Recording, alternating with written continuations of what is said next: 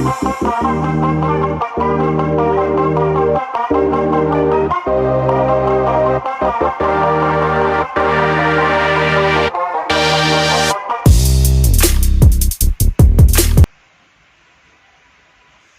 वालेकुम दोस्तों, नजीब्स official YouTube channel में खुशामदीद।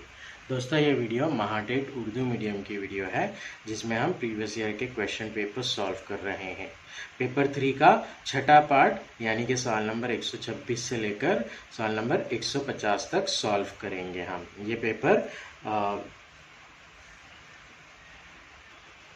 पेपर 14 दिसंबर 2017 को मॉर्निंग के सेशन में हुआ था। आइए वीडियो की शुरुआत करते हैं। वीडियो का पहला सवाल, सवाल नंबर 126,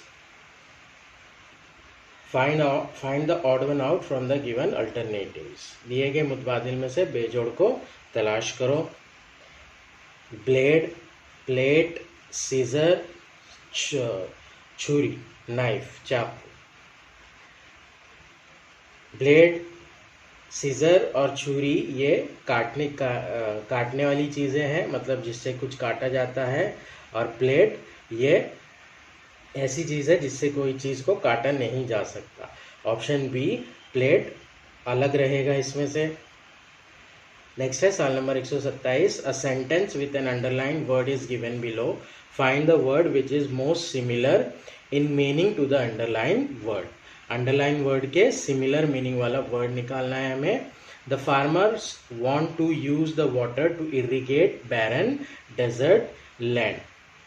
बैरन इस लफ्ज के मीनिंग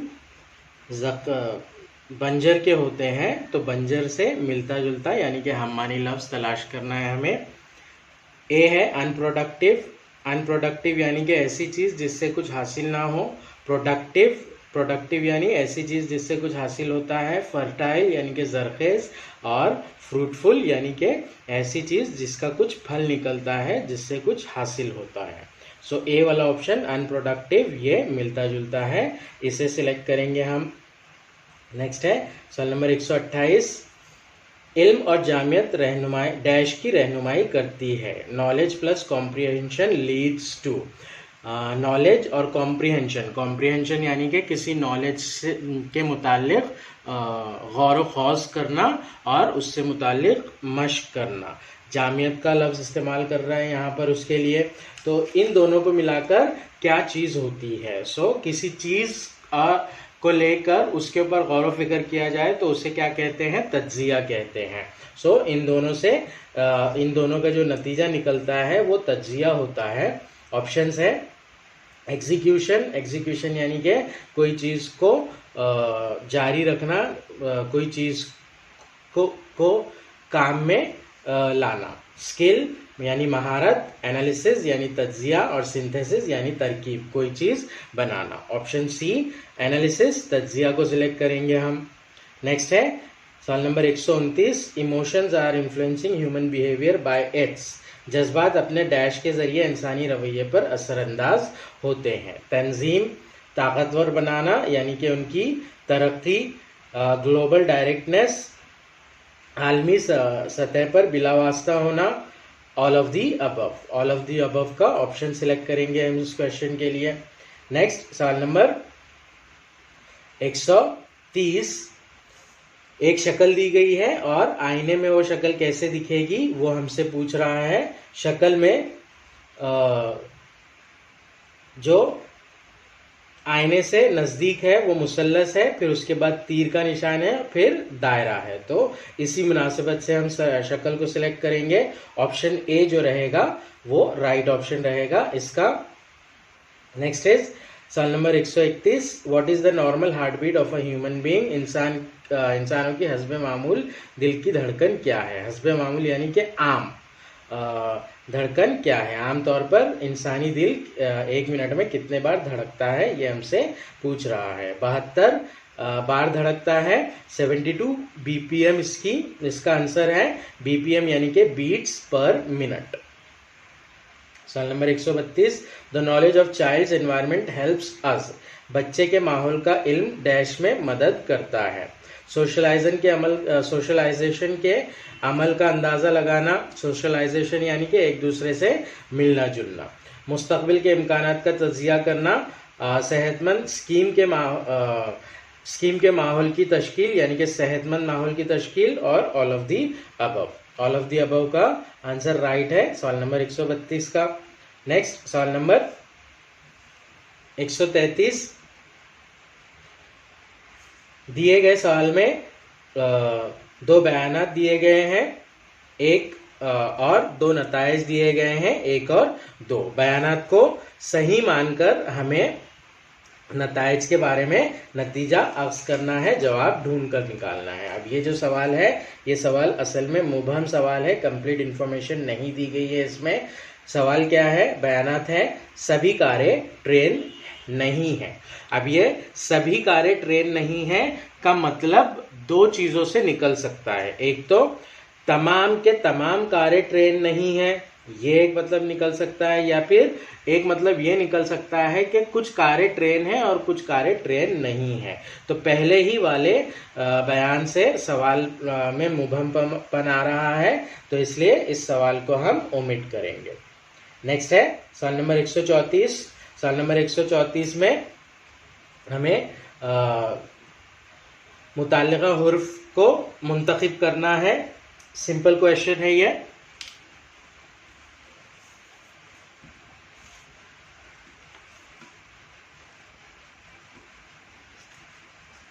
छः की निस्बत दे रहा है 217 से, उसी तरह से किस अदद की निस्बत होगी 730 से, वो हमसे पूछ रहा है।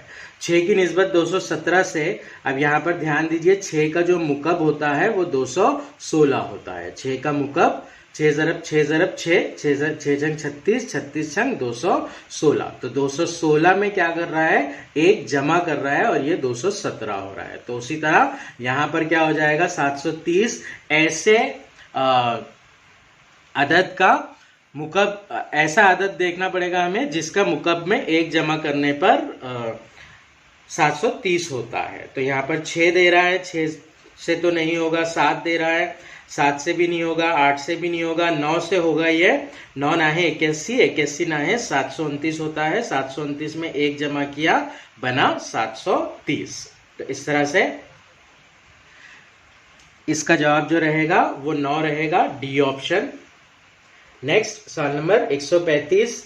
सवाल नंबर 135 में जज़रुल मुरब्बा निकालना है 6084 का। 6084 का जज़रुल मुरब्बा निकालने के लिए ऑप्शंस है 68, 90, 12 और 78। अब यहाँ पर देखिए इकाई के मुकाम पर 4 दे रहा है, तो 4 किसके मुरब्बे में आता है ये हमें देखना पड़ेगा सबसे पहले।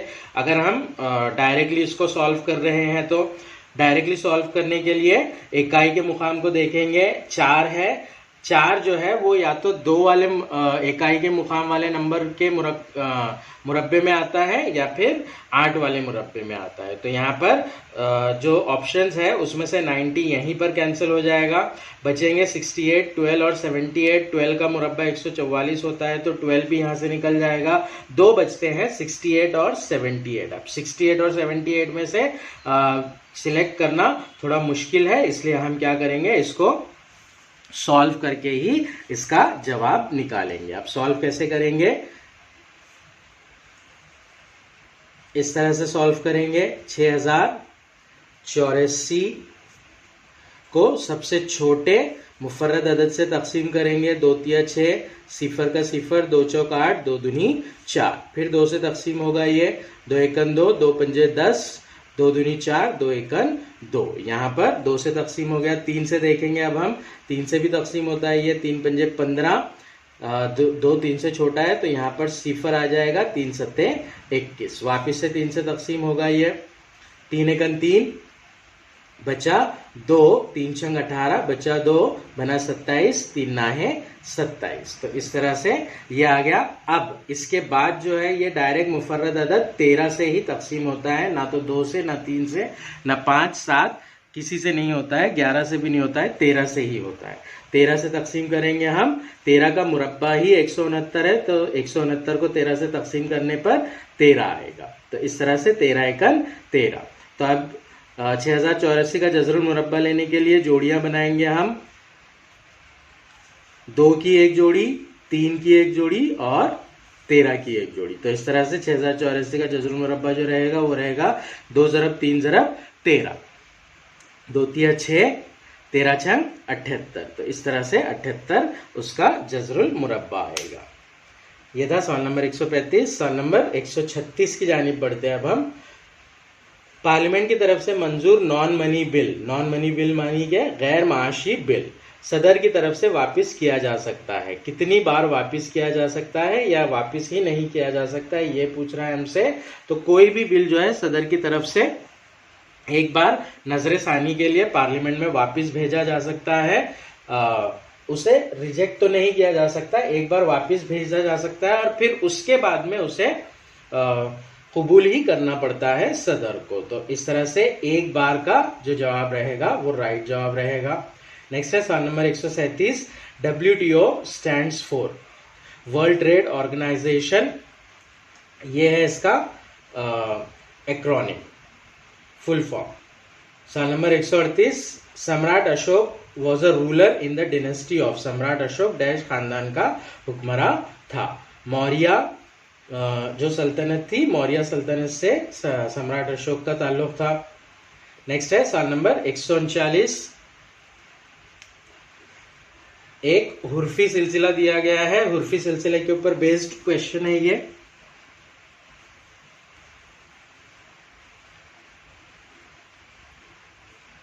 Question number 139। ADHM, सॉरी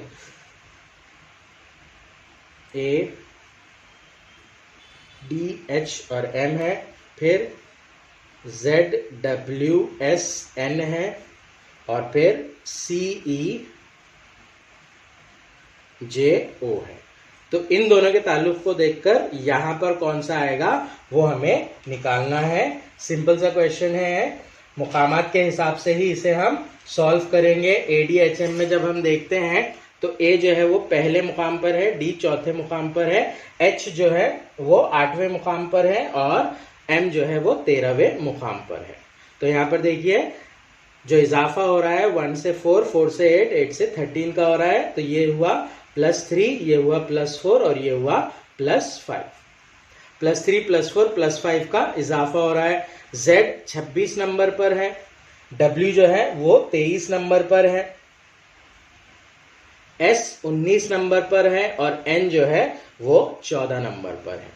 अब यहां से 26 से 23 हो रहा है, 23 से 19 हो रहा है, 19 से 4 हो रहा है, यानी कि 3 कम हो रहा है, 3 के बाद में 4 कम हो रहा है, 4 के बाद में 5 कम हो रहा है। तो ये -3, -4 और -5 का पैटर्न है।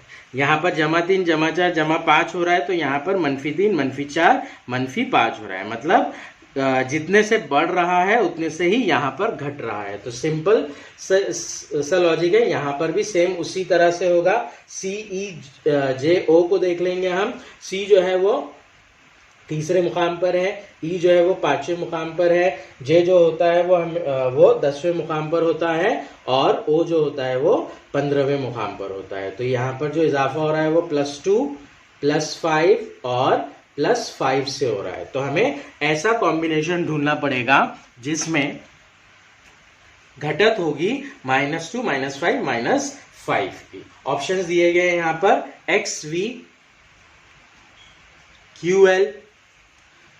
पहले इसको देखेंगे हम। X जो है वो है 24वें पर, V जो है वो 22वें पर, Q जो है वो 17वें मुकाम पर होता है और L जो है वो 12वें मुकाम पर होता है। 24 से 22 यानी -2, 22 से 17 यानी कि -5, 17 से 12 यानी कि -5। तो यही जो है हमारे सवाल का जवाब है XVQL। इसी तरह से अगर हमें जवाब को कंफर्म करना है तो हम WTPK, XWTP और ZXVT के मुकामात को देखकर जवाब की तस्दीक कर सकते हैं। फिलहाल हमें जवाब यहीं पर मिल गया है, ये हमारा जवाब होगा। नेक्स्ट है सवाल नंबर 140। एक शक्ल दी गई है और उससे मुताल्लिक यानी उसके जैसी शक्ल, मतलब वो वाली शक्ल किस शक्ल में है वो ढूंढना है हमें। ABCD 4 शक्लें दी गई है, गौर से अगर देखेंगे हम तो डी वाली जो शक्ल है उसके अंदर सवालिया शक्ल मौजूद है। ऑप्शन डी को सिलेक्ट करेंगे हम। नेक्स्ट है सवाल नंबर 141। सवाल नंबर 141 अददी सिलसिले का सवाल है।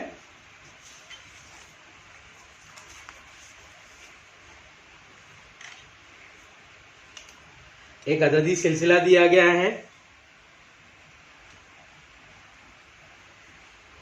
17, 7, 24, फिर 19, 9, 28, फिर एक ब्लैंक स्पेस है 8, 31 और फिर है 27, 10, 37।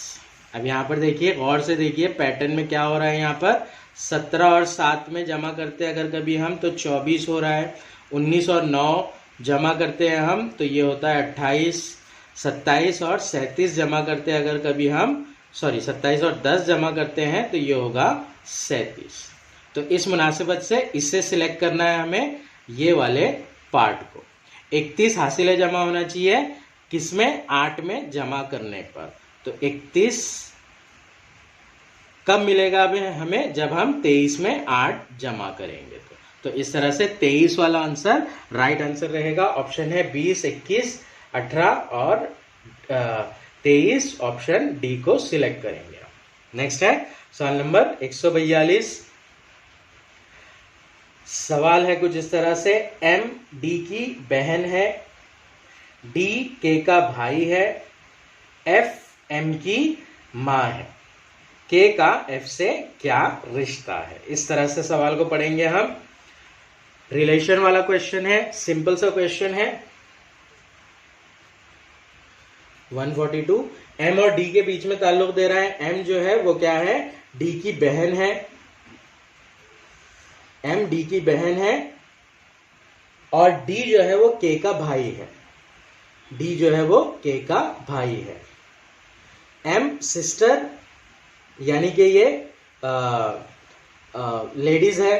डी ब्रदर यानी कि ये जेंट्स है। के बारे में हमें कुछ बोल नहीं रहा है कि लेडीज है या जेंट्स है। आगे बोल रहा है F is mother of M. F जो है वो एम की माँ है। तो ये जनरेशन आ जाएगी, ये भी लेडीज होगी।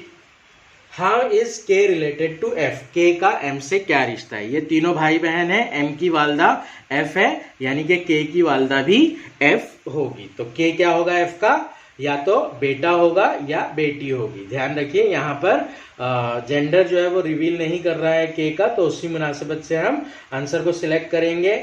आंसर ऑप्शन है ए बेटा, बी बेटी, सी बेटी का बेटा और डी डेटा ना काफी है। सो सी बेटी का बेटा नहीं है, वो सन और डॉटर, बेटी या बेटा है। इंग्लिश और मराठी में इसी मुनासिबत से दिया गया है। ऑप्शन सी को सिलेक्ट करेंगे हम। नेक्स्ट है सवाल नंबर 143। एक मुसद्दस का 6 के साथ वही रिश्ता है जो एक पेंटागन का है। पेंटागन 5 जिले वाली शक्ल होती है, तो इसका जवाब जो रहेगा वो 5 रहेगा। ऑप्शन ए है 5। ऑप्शन ए को सिलेक्ट करेंगे हम। नेक्स्ट है सवाल number 144। A sentence with an underlined idiomatic expression is given. What is the meaning of idiomatic expression back on one's feet in the sentence given below? Back on one's feet इसका मतलब क्या होता है ये निकालना है हमें। I couldn't do anything for 2 weeks while I had the flu, but now I am back on my feet. 2 हफ्ते से मुझे बुखार था, इसकी वजह से मैं कुछ कर नहीं सका, लेकिन अब मैं बैक ऑन फीट हूँ, यानी कि मैं वापस से अपनी असल हालत में हूँ, यानी कि मैं सेहतमंद हूँ। सो ये ऑप्शन निकलेगा इसका। ऑप्शन ए है to be healthy again after a period of illness, to be ill and suffering again, to have pain in knees and ankles, none of the above. Option A right option रहेगा इसका। To be ill and suffering, to be ill I am sorry, to be healthy again after a period of illness, ये वाला option रहेगा। सवाल number 145 हुर्फी सिलसिले का सवाल है ये।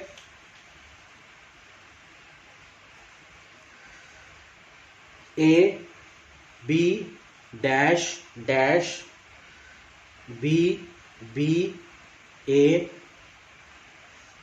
Dash dash A dash B. पहले काउंट करेंगे हम कितने हैं ये, 1 2 3 4 5 6 7 8 9 10 11 12, टोटल 12 है। अब 12 में से ए की पोजीशन देखेंगे हम, पहले पर है, छठे पर है और 90 पर है। तो यानी कि हर पहले, छठे और 90 पर आ रहा है, तो तीसरे मुकाम पर भी ए होना, सॉरी चौथे मुकाम पर भी ए होना चाहिए। अब यहां पर ए आ रहा है तो ये जो बन रहा है वो क्या बन रहा है, ए बी बी बन रहा है। सो यहां पर बी रहेगा, ए बी बी, ये भी ए बी बी हो जाएगा और ये बी हो जाएगा। तो इस तरह से जो आंसर रहेगा वो ये रहेगा, B A B B B. हमें क्या करना था, लास्ट के सवाल में हमसे बोल रहा है कि आखिर के 5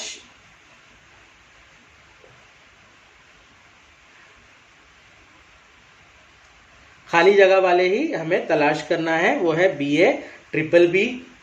ऑप्शंस है triple B A B, B A B A B, B A triple B और A B A. Option C right answer रहेगा इसका। नेक्स्ट इज क्वेश्चन नंबर 146, असास और कुव्वतनुमा का सवाल है ये। इंग्लिश मीडियम में जैसे प्रिंट है वैसे लेंगे हम। 8 ज़रब 2 की कुव्वत m मसावी 2 की कुव्वत 8। m की कीमत निकालना है हमें। m की कीमत निकालने, m जो है वो कुव्वत नुमा में है, इसलिए हमें क्या करना पड़ेगा, यहाँ पर जितने भी आदाद है सबको कुव्वत नुमा में तब्दील करना पड़ेगा। अब कुव्वत नुमा में तब्दील कैसे करेंगे हम, ऐसे करेंगे कि उन सब के असास जो है वो सेम रहेंगे। तो 8 को 2 के असास में तब्दील करेंगे हम। 2 का मुकब 8 होता है, यानी कि 2 की तीसरी 8 की जगह पर लिख सकते हैं हम। तो ये होगा 2 की तीसरी ज़रब 2 की कुव्वत m मसावी 2 की कुव्वत 8। इन दोनों के असास मसावी है, दोनों के 2 है और ज़रब है बीच में, तो क्या होगी, कुव्वतों की जमा हो जाएगी। असास को कॉमन लेंगे हम, 3 जमा m मसावी होगा 2 की कुव्वत 8।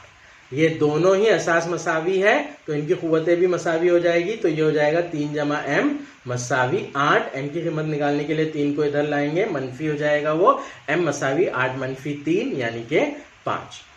तो इस तरह से m की कीमत जो आएगी वो 5 आएगी। ऑप्शन डी दिया गया है 5, इसे सिलेक्ट करेंगे हम। नेक्स्ट है सवाल नंबर 147, फिगर को कंप्लीट करने वाली फिगर चूज करना है हमें। ए बी सी डी में से अगर हम देखते हैं तो ए वाली जो फिगर है वो दी गई फिगर को कंप्लीट करती है। ऑप्शन ए को सिलेक्ट करेंगे हम। नेक्स्ट इज क्वेश्चन नंबर 148, कहानी वाला सवाल है ये।